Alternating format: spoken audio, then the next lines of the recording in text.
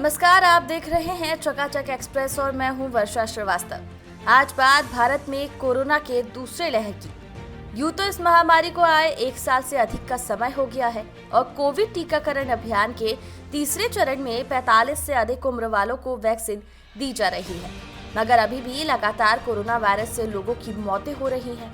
पिछले कुछ समय से ऐसा माहौल बन गया है कि लोगों का कोरोना के प्रति डर समाप्त सा हो गया है और लोग बाग इससे बचने के तरीकों पर अमल नहीं कर रहे। ये कहना गलत नहीं होगा कि लोग अपने घरों में कैद हो जाएं, क्योंकि लगभग साल भर तक लाखों लोगों के कामकाज ठप रहे, जिसकी वजह से सबकी सेविंग खत्म हो गई और कई गरीब परिवारों में तो भुखमरी जैसे हालात भी पैदा हो गए। इसलिए ऐसे में लोगों का काम के लिए बाहर निकलना बहुत स्वाभाविक है।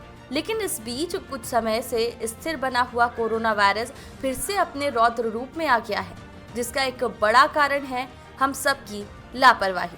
कोरोना के इस रौद्र रूप को ही कोरोना की दूसरी लहर कहा जा रहा है और ये कितना भयंकर है, इसका अंदाजा पिछले 1 महीने के कोरोना मामलों को देखकर लगाया जा सकता है। गुरुवार यानी 1 अप्रैल की बात करें तो इस दिन भारत में कोरोना के 72,000 से अधिक मामले सामने आए और एक ही दिन में 469 लोगों की मौतें हो गई। अभी भी देश में कोरोना के 6 लाख से अधिक एक्टिव मामले हैं।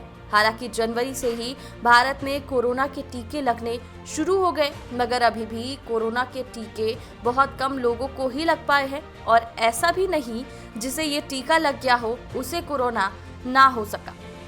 दुनिया भर के विशेषज्ञों का मानना है कि कोरोना की दूसरी लहर पहले से अधिक खतरनाक हो सकती है, क्योंकि लोग असावधान और लापरवाह हो चुके हैं और कई तो ये भी सोच रहे हैं कि कोरोना की दवा इजाद हो गई है, मगर ऐसा बिल्कुल नहीं है और इस कारण कोरोना आग की तरह एक आदमी से दूसरे आदमी में फैल रहा है।